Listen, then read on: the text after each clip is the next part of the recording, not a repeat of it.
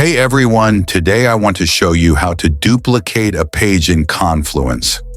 So Confluence is a web app dedicated to share pages and work with your team. So let's get started.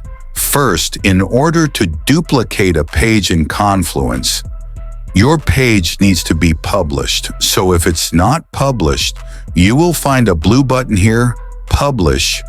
Just click on it. After successfully publishing your page, here, just go ahead and click on the three dots while selecting the page here, and just hit Duplicate. Just choose the space where you want the page to be, and click on Duplicate.